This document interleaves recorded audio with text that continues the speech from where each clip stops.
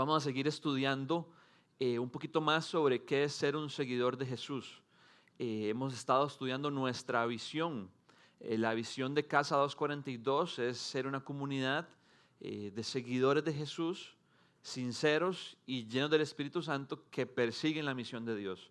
Y estuvimos 7 semanas en la primera parte, que es ser una comunidad, y la semana pasada comenzamos con la parte de ser seguidores de Jesús. Manuel nos introdujo y nos habló un poquito sobre qué es esto, y hoy vamos a estar continuando, profundizando un poco más en qué es ser un seguidor de Jesús. Para nosotros, ser un seguidor de Jesús es equivalente a ser un discípulo de Jesús, que es un término tal vez más bíblico, que vemos que se repite más veces. En el Nuevo Testamento, los discípulos de Jesús eran aquellas personas, tanto hombres como mujeres, que habían decidido seguir a Jesús para que Jesús los rescatara, para que Jesús les enseñara, pero aún más importante, para que Jesús los transformara. La palabra discípulo en el griego, que es su original, significa cosas como alumno, aprendiz, estudiante o pupilo. Y todas estas son sinónimos, y al ser sinónimos tienen algo en común. Y lo que yo creo que tienen en común es la humildad. Definitivamente ser discípulo de alguien, tener una actitud de aprendiz, de alumno, de estudiante, de pupilo, implica humildad para someternos a la enseñanza de aquel que nos está dirigiendo. Un discípulo es una persona que ha decidido en humildad reconocer que necesita seguir a Cristo, para que Cristo nos rescate y para que Cristo nos guíe a todo lo que debemos saber y a todo lo que debemos hacer. Por lo que ser discípulos de Jesús implica 2 grandes áreas: el saber y el hacer. El saber se refiere a la verdad de quién es Jesús, quiénes somos nosotros y qué es lo que Jesús quiere para cada uno de nuestras vidas, cuál es su propósito. Y el carácter se refiere a cómo estas verdades transforman nuestro comportamiento y nuestra vida es congruente a las verdades y a las enseñanzas de Jesús. Y es importante que exista un balance entre ambas, verdad y carácter. Descuidar la verdad o el carácter equivaldría, o equivale, no sé si me inventé esa palabra, equivale a tratar de pilotear un avión con únicamente un ala. Sería un desastre y no llegaríamos a ningún lado. Las 2 áreas son igualmente importantes. Verdad sin carácter produce personas únicamente intelectuales, personas que tienen algún grado de conocimiento de la Biblia, pero que ese conocimiento no ha producido un cambio en su corazón. Pero personas con carácter, pero sin verdad, sin las enseñanzas de Jesús, produce únicamente personas moralmente correctas, pero que no han abrazado el Evangelio en su corazón. Y tanto los intelectuales, que vendría siendo el primer grupo, como los moralistas, que vendría siendo el segundo grupo, le producen un gran daño a la iglesia, porque ninguno de los 2 encierra lo que verdaderamente significa seguir a Cristo y tener una relación con Él. Sin embargo, lo interesante es que cuando la verdad está y el carácter está y se combinan y hay un balance entre ellos, el resultado no son personas intelectuales morales, sino que con el poder de Dios y mediante el Evangelio ocurre algo totalmente nuevo y nos convertimos en discípulos y seguidores de Jesús. Me di a la tarea de buscar la cantidad de veces que aparece la palabra discípulo a lo largo del Nuevo Testamento. Y por lo menos en la Nueva Versión Internacional aparece 288 veces. Algo curioso es que solo aparece en los 4 evangelios, Mateo, Marcos, Lucas y Juan, y en el libro de Hechos. Después de esto no vuelve a aparecer en todo el Nuevo Testamento. Y de este montón de veces que aparece, la mayoría, para serles sinceros, se refiere como a interacciones que Jesús tenía con sus discípulos. Cosas como Jesús le dijo a sus discípulos y sus discípulos siguieron a Jesús. Pero hay también unas cuantas, la minoría, pero gracias a Dios que están ahí en la Escritura, que nos revelan y nos describen el carácter de los seguidores de Jesús. Nos hablan de cosas como la humildad, la obediencia, la lealtad, el amor, el orar, el dar fruto, entre muchas otras. Y sinceramente, cuando me di cuenta de que cada una de estas cosas describía y era uno de los rasgos de lo que es un seguidor de Cristo, me hice la pregunta, ¿cuál de todos estos pasajes escojo? Porque cualquiera podría describirlo muy bien. Pero Dios trajo mi convicción con un pasaje en especial, con un pasaje en específico. Y la razón por la que escogí este pasaje es porque creo que es como un tipo de sombrilla sobre todas las demás y encierra la esencia, la verdadera esencia de lo que implica seguir a Cristo. El pasaje de hoy vamos a estudiar está en Marcos, también aparece en Mateo y Lucas. No sé si sabían eso, los evangelios de Mateo, Marcos y Lucas se les conoce como evangelios sinópticos. Sinópticos quiere decir eh, que cuando uno los ve son como muy parecidos. Y por eso es que cuando lo leemos encontramos muchas historias semejantes. Pero lo lindo es que no se contradicen, sino más bien se complementan. Y nosotros vamos a estar en la versión de Marcos. Si tienen sus Biblias, la pueden abrir en Marcos 3, a partir del versículo 20 y hasta el 34. Pero todavía no lo vamos a leer. Porque para realmente entenderlo, antes de leerlo, ocupo darles un poquito de contexto. Y con contexto me refiero a lo que ya ha pasado hasta este momento. Ya para este momento Jesús había sido bautizado, ya Jesús había sido tentado por el diablo en el desierto, ya Jesús había comenzado su ministerio, había comenzado a predicar que el reino de los cielos se había acercado y que por lo tanto debíamos arrepentirnos y poner nuestra fe en Él. Ya Jesús había empezado a hacer milagros, sanando enfermos y expulsando a demonios. Ya Jesús había escogido a los 12 discípulos y ya Jesús había dado el sermón del monte. Ese gran sermón donde Jesús nos describe el estilo de vida de aquellos que somos sus seguidores. Y es hasta después de todo esto que nuestro pasaje ocurre. Pero no sin antes, producto de todo esto que acabo de contarles, que Jesús empezó a enfrentar oposición. Y oposición principalmente de los hombres religiosos de su época. Los escribas, los fariseos, los maestros de la ley e incluso los sacerdotes.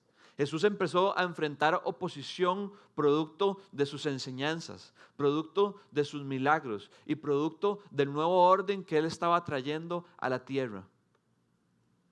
De hecho, para antes del pasaje que vamos a leer, encontramos 5 momentos donde Jesús tiene conflictos, o más bien los fariseos tienen conflictos con Jesús. Y en el último de estos 5 momentos nos damos cuenta que ya los fariseos habían decidido inclusive empezar a ver cómo matar a Jesús. Quiero que veamos Marcos 3, del 3 al 6. Jesús está en la sinagoga y se encuentra con un hombre que tiene la mano paralizada y Jesús decide sanarlo. Entonces Jesús le dijo al hombre de la mano paralizada, ponte de pie frente a todos. Y luego le dijo a los demás, ¿qué está permitido en sábado? ¿Hacer el bien o hacer el mal? ¿Salvar una vida o matar? Pero ellos permanecieron callados. Jesús se les quedó mirando enojado y entristecido por la dureza de su corazón y le dijo al hombre, extiende la mano. La extendió y la mano le quedó restablecida. Tan pronto como salieron los fariseos, comenzaron a tramar con los herodianos cómo matar a Jesús.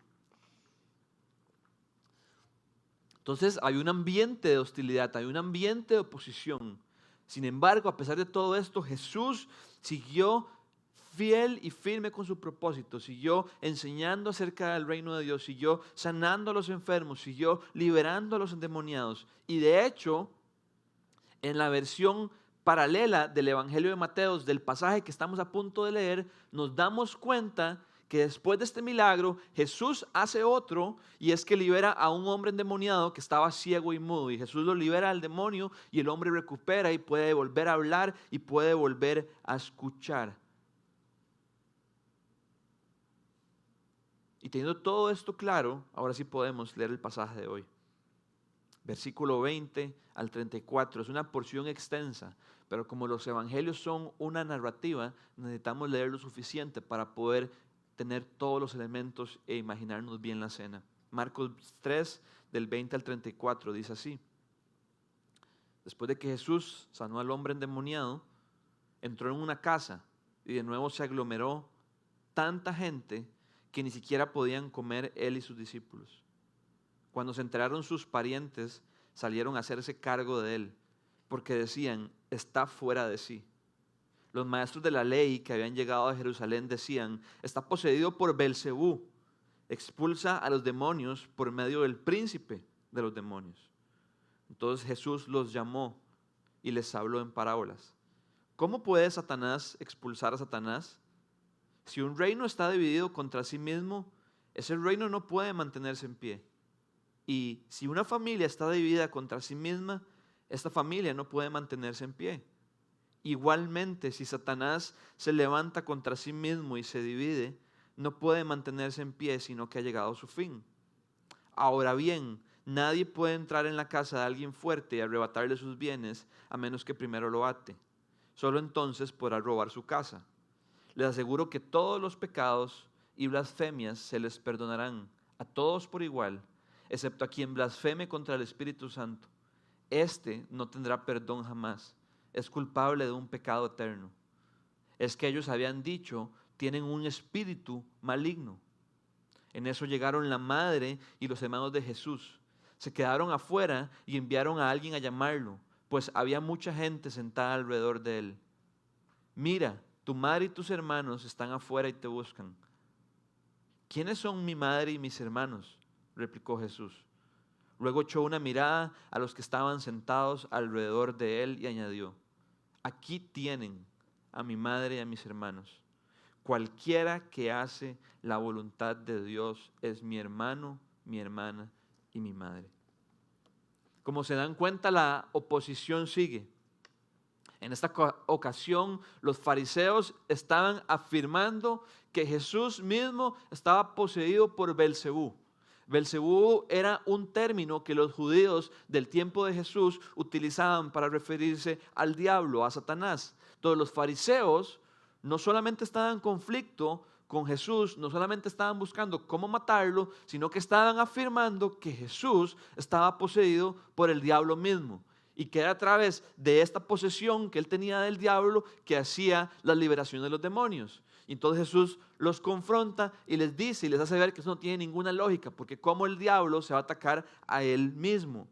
Pero este era el tipo de oposición que nuestro Señor enfrentaba durante su ministerio.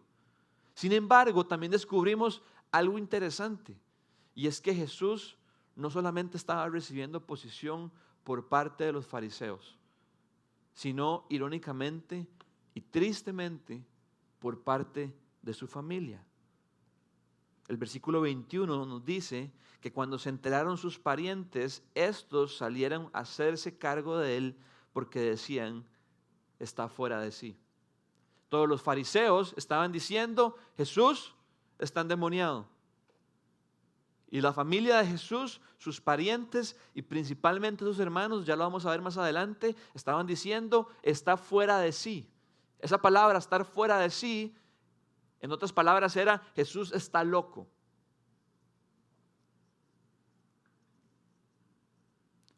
Y aún más sorprendente, no solamente decían que estaba loco, sino que dice el texto que habían salido para hacerse cargo de él.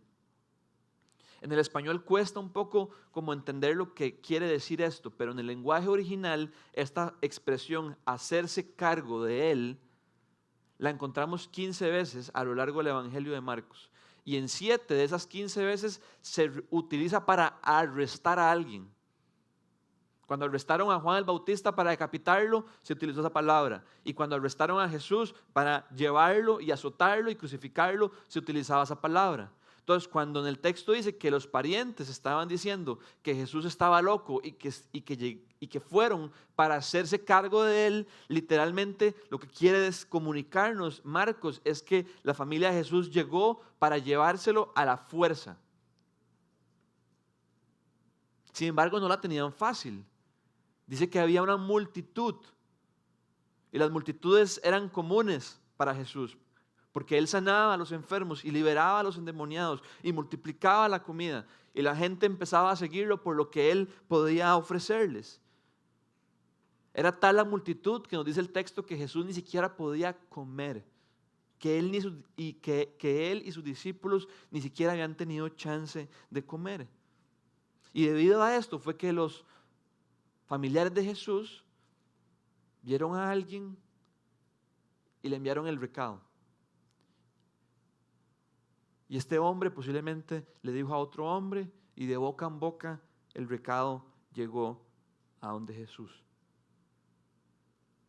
Pero antes de ver cómo reacciona Jesús, es importante que les hable un poquito más sobre la familia de Jesús. No sabemos la razón exacta por la que sus hermanos se lo querían llevar, pero lo más probable es que querían rescatarlo y protegerlo. Seguramente los rumores de que los fariseos, los hombres religiosos de la época, querían matarlo, habían llegado a sus oídos. Jesús estaba en Galilea en este momento y su familia era de Nazaret. Entonces sus parientes se fueron a Galilea para tratar de rescatarlo y por lo tanto llevarlo de vuelta a su hogar y prevenir que por causa de su ministerio su hermano fuera asesinado. Podría parecer una buena intención, ¿verdad? Podríamos decir, qué buenos hermanos. Yo quisiera tener hermanos así.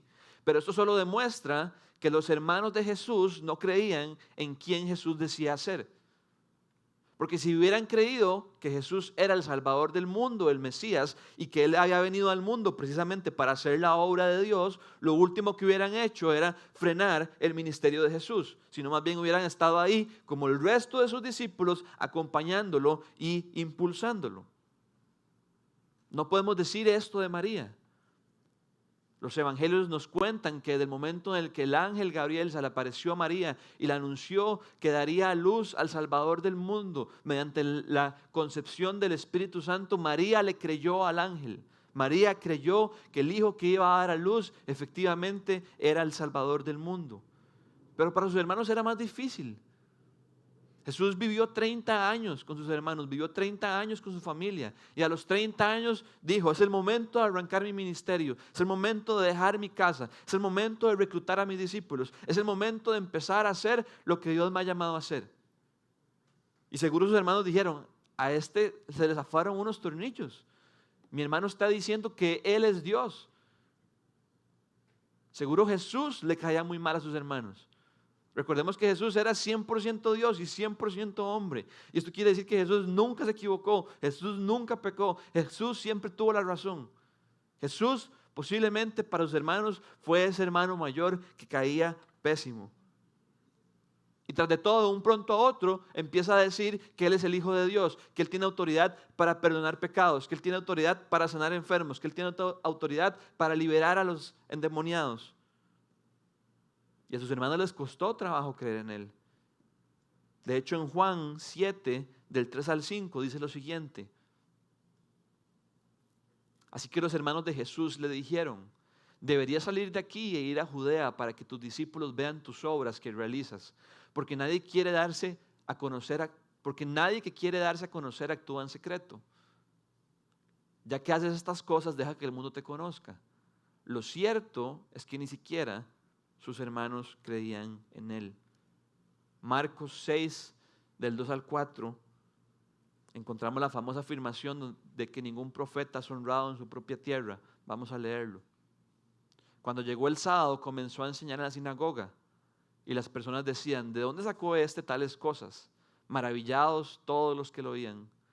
¿Qué sabiduría es esta que se le ha dado? ¿Cómo se explican estos milagros que vienen de sus manos? Y empezaron a cuestionarlo. ¿No es acaso el carpintero, el hijo de María y hermano de Jacobo, de José, de Judas y de Simón? ¿No están sus hermanas aquí con nosotros? Y se escandalizaban a causa de él. Por tanto, Jesús les dijo, en todas partes se honra a un profeta, menos en su tierra, entre sus familiares y en su propia casa. Jesús estaba enfrentando oposición de sus más cercanos, de sus propios hermanos. Pero lo sorprendente es que Jesús les muestra gracia. A él y a toda su familia. Jesús no guardó rencor ni amargura. Sabemos que Jesús les mostró gracia y compasión y amor porque en el momento más difícil de su vida, cuando estaba crucificado, le dijo a Juan, su discípulo: Juan, aquí tienes a tu madre María, María, aquí tienes a tu hijo Juan. Como diciéndole a Juan: Juan, cuida a mi madre.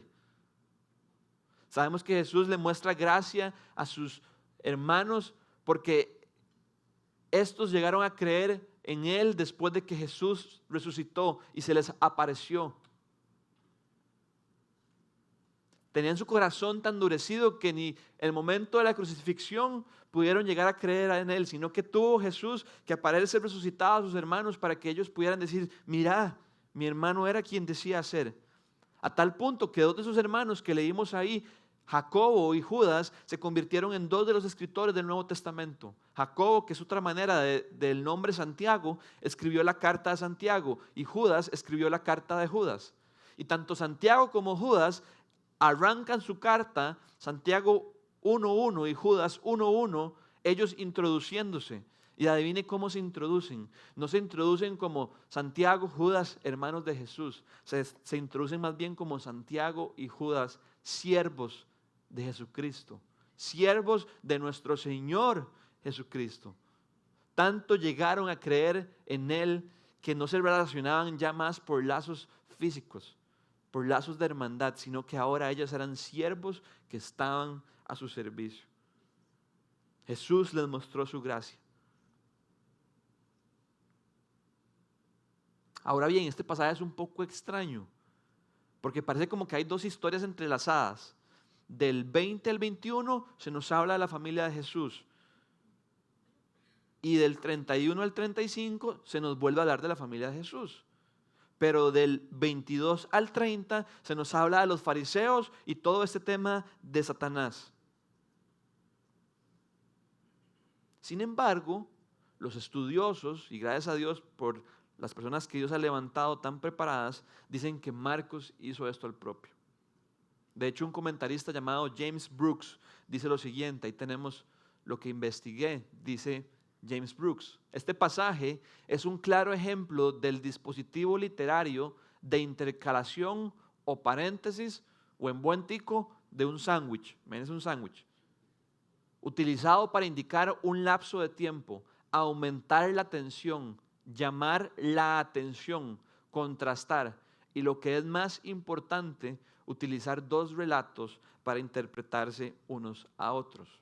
Entonces, lo que James Brooks quiere decir es que la razón por la que parece como que hay un quiebre abrupto es el propio. Y que esto era un dispositivo literario que se utilizaba más bien para capturar la atención de los oyentes. Si usted lo estaba oyendo, usted decía: uy, qué raro, como que me perdí, pero luego me volvieron a enganchar.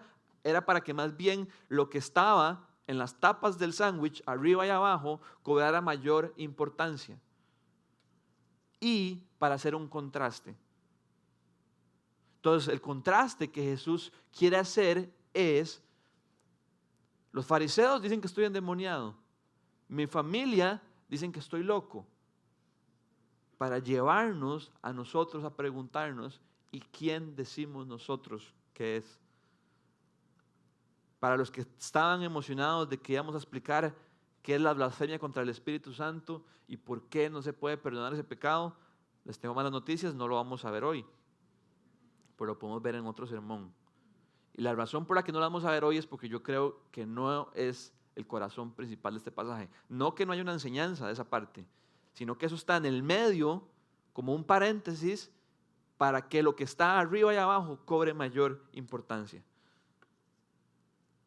Entonces, la verdadera enseñanza la encontramos en el versículo 33 y 34. Imaginémonos la escena.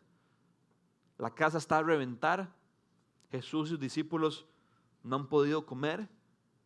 Jesús viene de hacer una maratón de milagros. Debe estar agotado. Sus discípulos estaban con él. Deben estar agotados. La multitud es tanta que no pueden ni siquiera comer. Jesús está dentro de la casa con sus discípulos y lo más probable enseñándoles, porque nos dice el texto que ellos estaban sentados alrededor de él. Y llegan los fariseos y empiezan a decir: este hombre está endemoniado. Jesús los llama adentro de la casa y los corrige y les aclara que ellos están diciendo algo sumamente ilógico. Y mientras tanto, los que están adentro dicen que están demoniados, los que están afuera, su familia, y dicen que está loco. Entonces, ven a alguien y mandan el recado. Y de boca en boca, el recado llega de Jesús. Jesús estaba enseñando a sus discípulos y lo interrumpen. Mira, que tu madre y tus hermanos están afuera y te están llamando. Y Jesús aprovecha esa interrupción y lo ve más bien como una oportunidad para darnos la verdadera enseñanza. Tu madre y tus hermanos te están buscando. Y Jesús pregunta, ¿quiénes son mi madre y mis hermanos?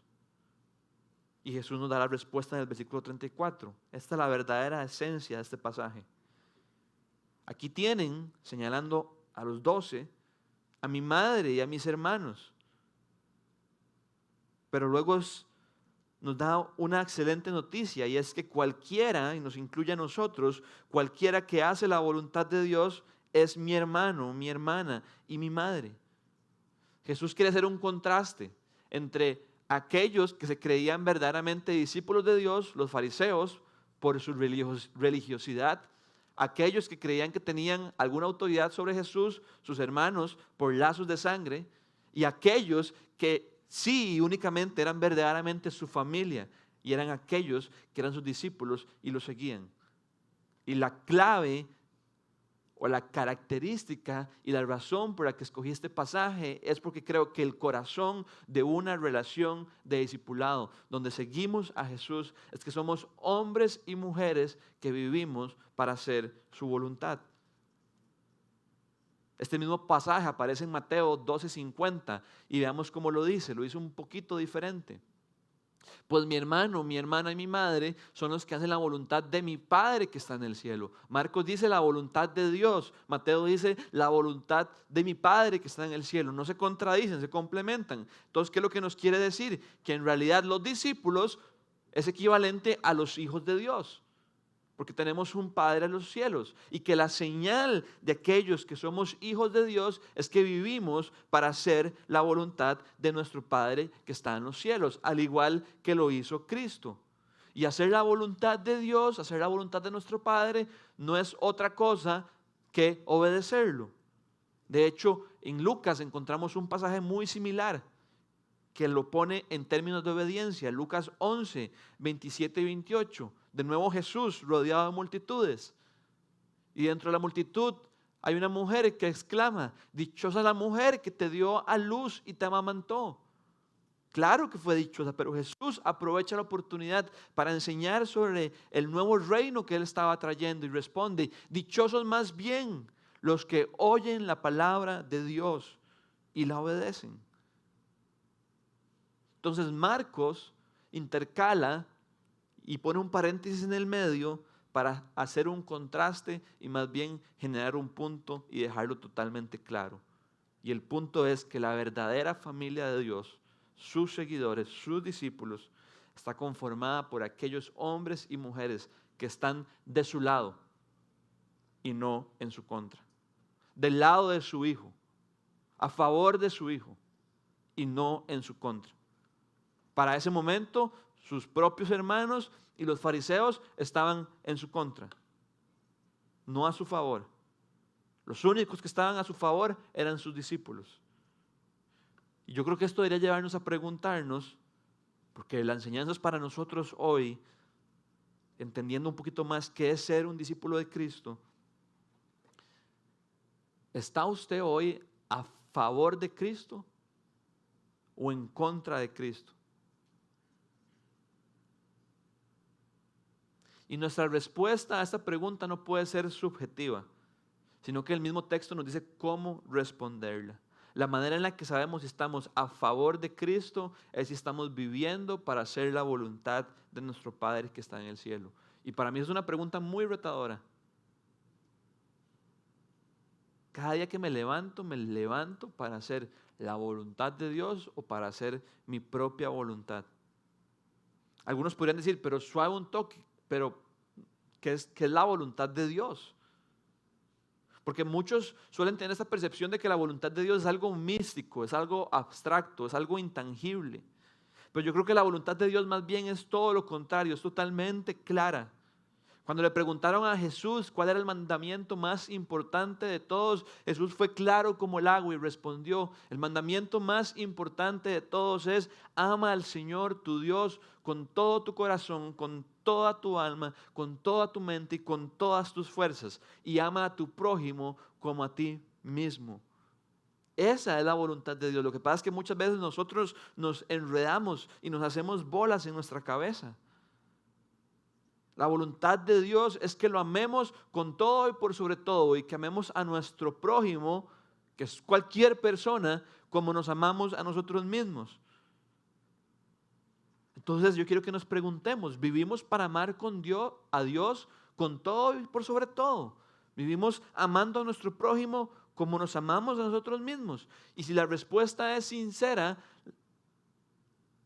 posiblemente es que no. Por lo menos la mía es que no. No siempre puedo vivir de esta manera. Muchas veces no vivo de esta manera.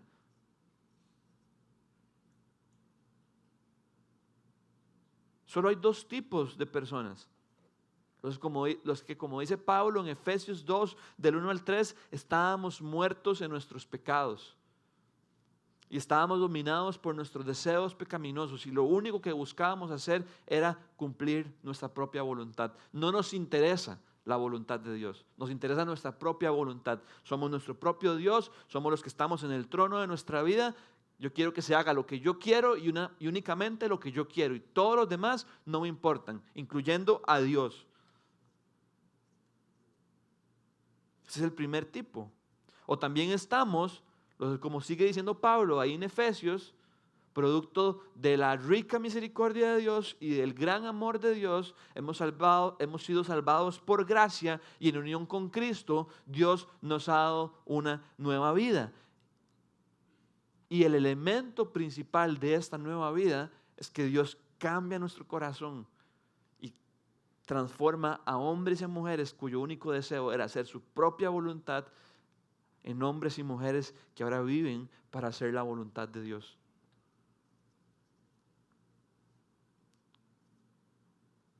Dios pone nuevos afectos, pone nuevos deseos, pone nuevas intenciones, pone nueva pasión, caracterizada por hacer la voluntad de nuestro Dios que está en el cielo.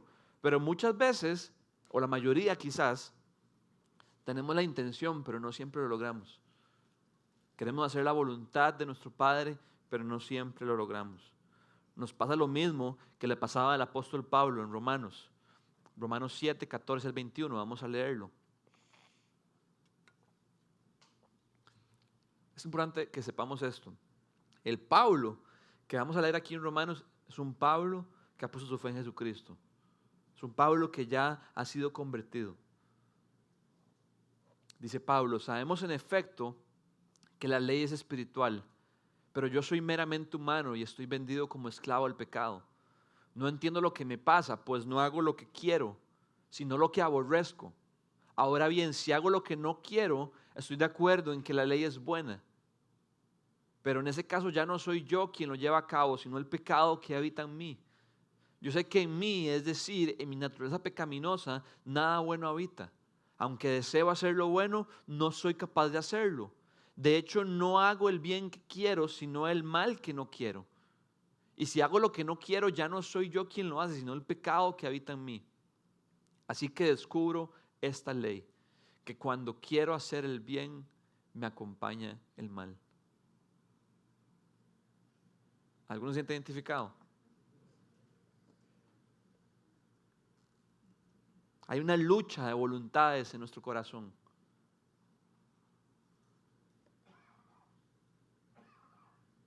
Pero entonces esto es serio, porque si Cristo dice que sus discípulos y su familia, sus hijos, son aquellos que hacen su voluntad, ¿a dónde nos deja a todos nosotros? Que tenemos la intención, pero no siempre lo logramos. Y que cuando quiero hacer el bien, me acompaña el mal. Y que el bien que quiero hacer no hago, sino que termino haciendo el mal que no quiero hacer.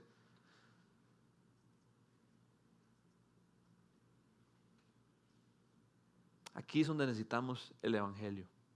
las buenas noticias de que nuestra relación de discipulado con Jesús no depende de nuestros aciertos ni depende de nuestros fracasos. No depende de cuán exitosos seamos al final del día en cumplir su voluntad, sino que depende única y exclusivamente de lo que Cristo hizo por cada uno de nosotros. Porque Cristo es el único que ha cumplido la voluntad de su Padre a la perfección.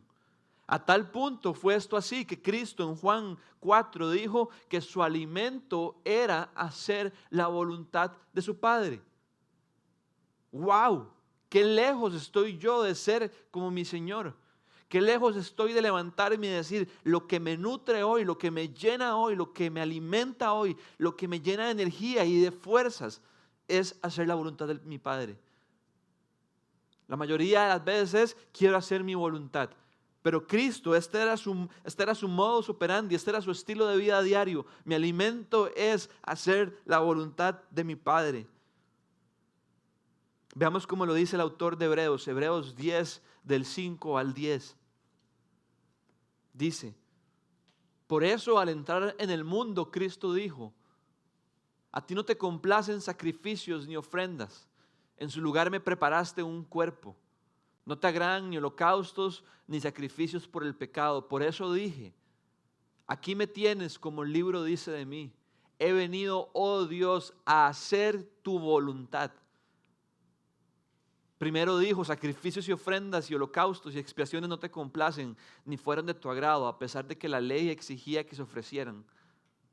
Luego añadió, aquí me tienes, he venido a hacer tu voluntad. Así quitó lo primero para establecer lo segundo. Y en virtud de esa voluntad somos santificados mediante el sacrificio del cuerpo de Jesucristo ofrecido una vez y para siempre. Las buenas noticias del Evangelio es que Cristo vino al mundo para hacer la voluntad de su Padre y lo hizo a la perfección. El autor de Hebreos nos dice que cuando Cristo entró al mundo, eso quiere decir que se rebajó, dejó su lugar en el cielo, tomó forma de humano y fue a la muerte y muerte de cruz.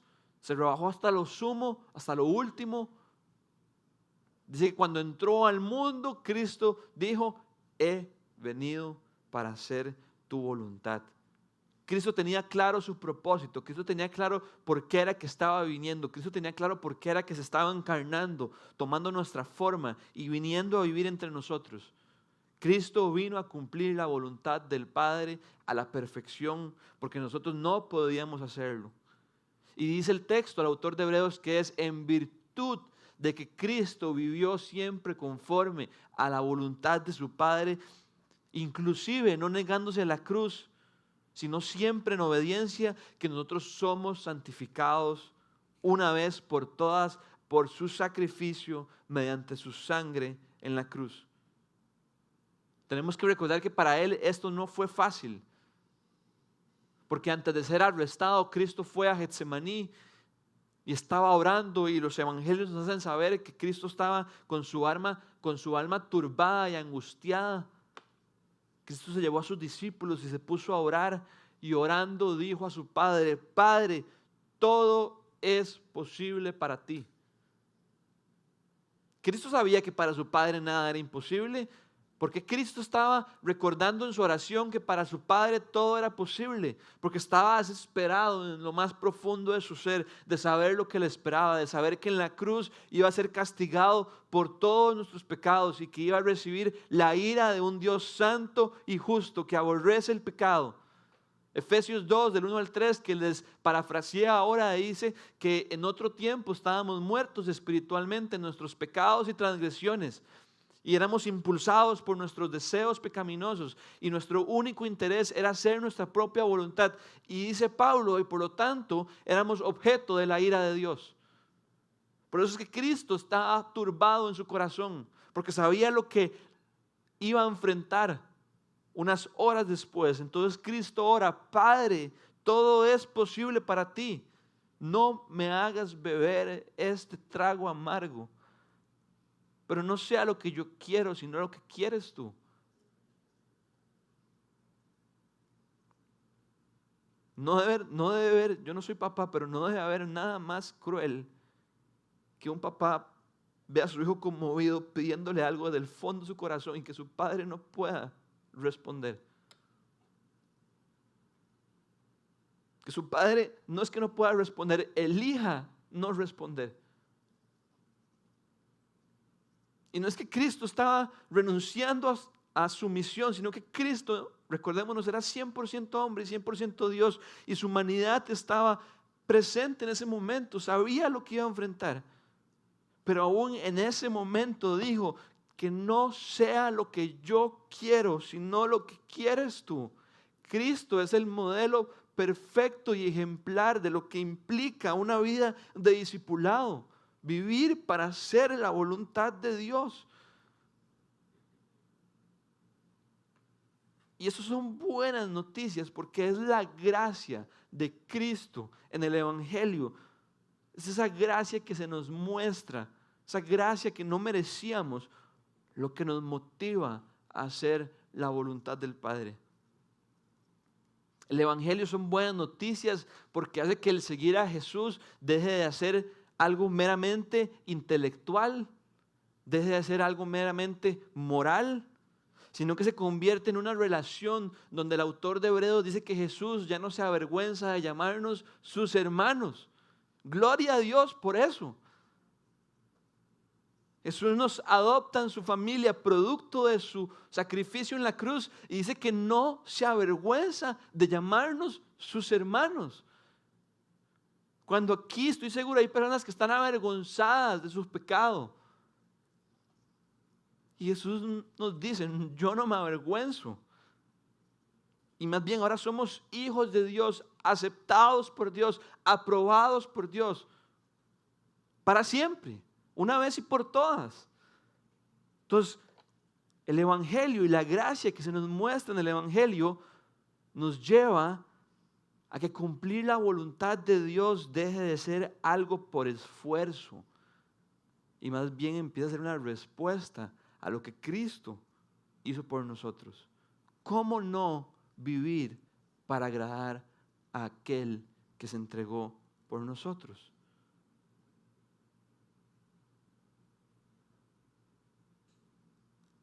Pero las buenas noticias siguen. Porque Cristo no solamente cumplió la voluntad de Dios a la perfección. Y siento que tengo que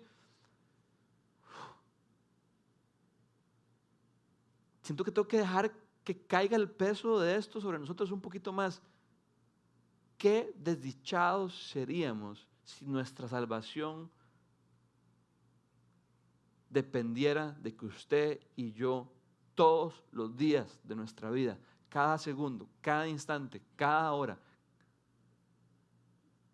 tuviéramos que cumplir la voluntad de Dios, no un poquito, sino a la perfección.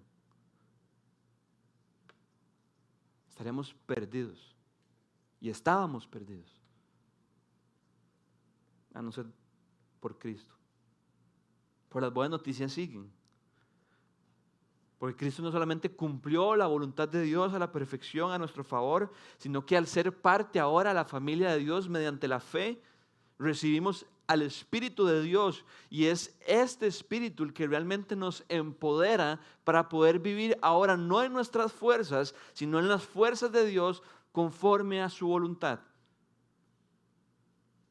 Veamos cómo lo dice el autor de Hebreos, Hebreos capítulo 13, versículo 20 al 21.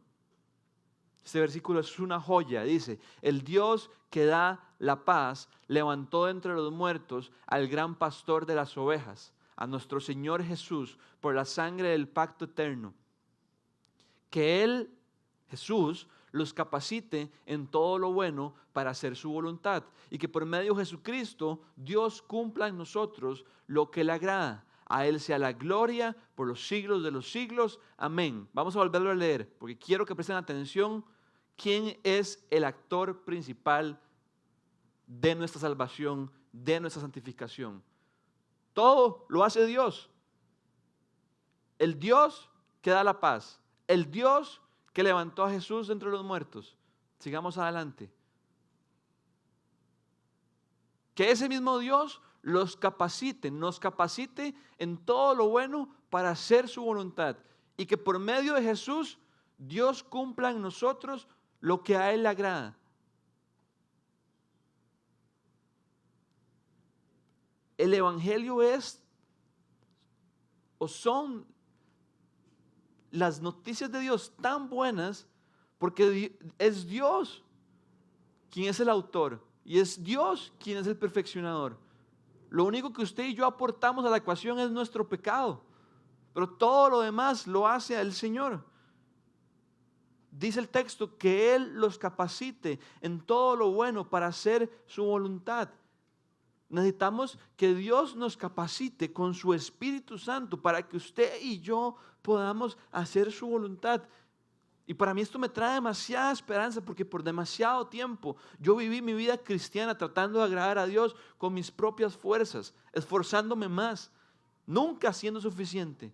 Y no fue hasta que entendí el Evangelio que encontré libertad y descanso. El Dios que da la paz, dice. Si alguien hoy se siente sin paz en su corazón por su pecado, por su culpa, por su vergüenza, hoy Dios quiere darle paz, sabiendo que es su Espíritu quien nos capacita en todo lo bueno para hacer su voluntad.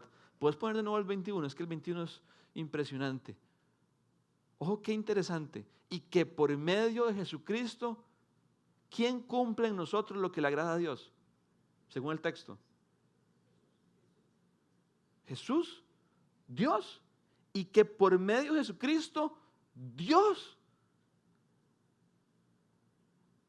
No dice que por medio de Jesucristo ustedes cumplan lo que a Él le agrada.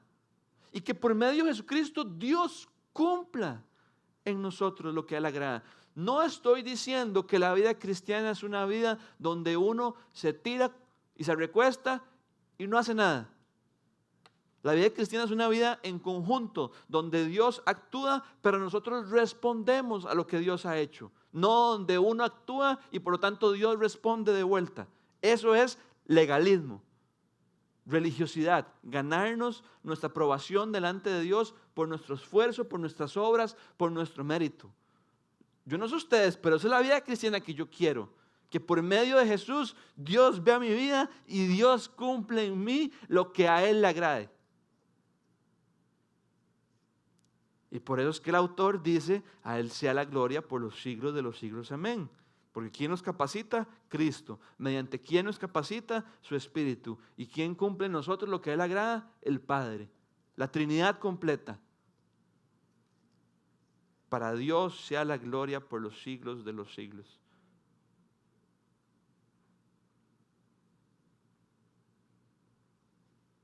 Veamos como dice primera de Juan 5, del 3 al 10.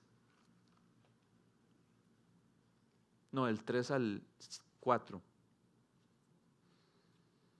Yo quiero que leamos este pasaje y que seamos sinceros. Dice el apóstol Juan, en esto consiste el amor de Dios, en que obedezcamos sus mandamientos. Y estos no son difíciles de cumplir, porque todo el que ha nacido de Dios vence al mundo. Y esta es la victoria que vence al mundo, nuestra fe. ¿Cuántos leen esa parte que dice, y estos no son difíciles de cumplir? Y dicen, amén. ¿Cierto? Muy pocos, ¿verdad? Yo hasta a mí, yo digo, uy, yo no sé si ahí está, si esos, no estará mintiendo Dios ahí. Porque, pucha, qué difíciles son. Pero Dios nunca miente y su palabra es verdad. ¿Sabe por qué son tan difíciles de cumplir? Porque hemos buscado cumplirlos en nuestras propias fuerzas. Pero luego dice, porque todo el que ha nacido de Dios, todo el que ha recibido a Cristo en su corazón, todo el que se ha arrepentido de sus pecados y ha puesto su fe en Jesucristo, Dios le da una nueva vida. Y con esta nueva vida, Dios vence al mundo y la victoria es nuestra fe. No es nuestro esfuerzo. La lucha cristiana es una lucha de incredulidad. ¿Cuánto creo que Dios me puede santificar? ¿Cuánto me aferro a lo que Dios ha dicho? ¿Cuánto creo en sus promesas? ¿Cuánto creo que es Dios quien cumple en mí lo que a Él le agrada? ¿Y saben qué es lo más difícil? ¿Saben por qué no nos gusta esa vida? Porque esa vida quita el foco de nosotros. Y estamos acostumbrados a que tenemos que ganarnos las cosas. Y que si no obtengo algo, me esfuerzo más y lo obtengo. Y eso es lo que el mundo nos dice. Esfuércese más y lo va a obtener. Esfuércese más y lo va a obtener. Nada es imposible Pero en cuanto a nuestra salvación y nuestra santificación, es imposible sin Dios. Y entonces cuando llegamos a estos pasajes, no nos queda otra que decir, ok, para mí eso no es cierto, entonces quiere decir que algo estaba haciendo mal. Y es que lo estaba buscando yo. Y soltar eso es muy difícil, porque literalmente es rendirse y decir, Dios, te necesito a diario. Y esa es la esencia de una persona que vive para hacer la voluntad de Dios. Es una persona con una postura en su corazón que reconoce que necesita a Dios a diario, al Evangelio a diario. Tiene que ver con que nuestra vida esté rendida a Dios y que Él sea nuestro Señor. Tiene que ver con lo que Jesús nos enseñó a orar. Padre nuestro que estás en el cielo, santificado sea tu nombre. Venga tu reino y hágase tu voluntad en la tierra como en el cielo. Tiene que ver con que nos levantemos y estemos conscientes de que va a haber una lucha en nuestro corazón, de que quiero hacer algo, pero el pecado me va a decir, no lo haga más bien lo contrario. Y que tengo que ir a Cristo y decirle a Cristo, Cristo, me rindo, no quiero que se haga mi voluntad, sino la tuya.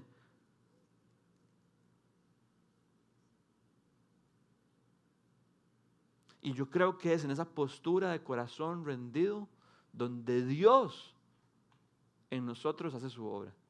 Y poco a poco, progresivamente, nos lleva a querer hacer su voluntad por sobre todas las cosas. Y encontramos gozo y deleite en sus mandamientos.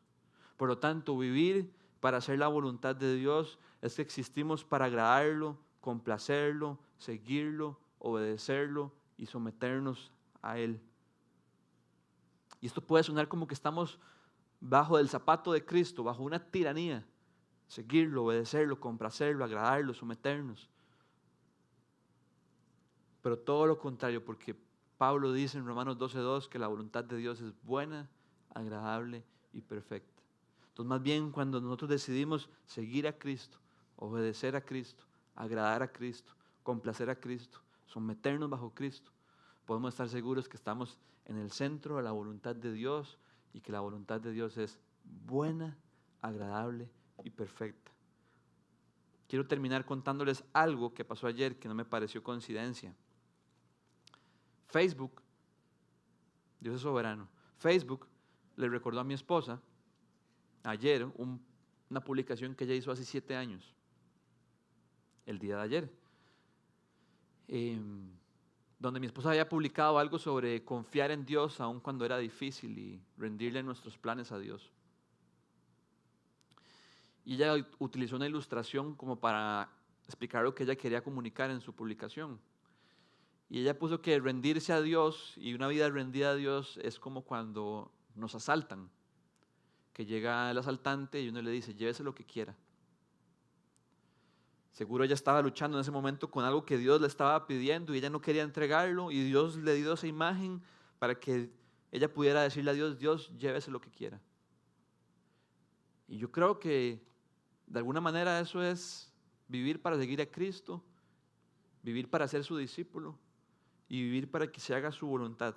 La gran diferencia es que Cristo no es ningún ladrón. Cristo no vino a robarnos nada, ni a quitarnos nada. Cristo vino a regalarnos el perdón y a regalarnos la vida eterna. Y nuestra respuesta, por lo tanto, debería ser, hágase lo que usted quiera.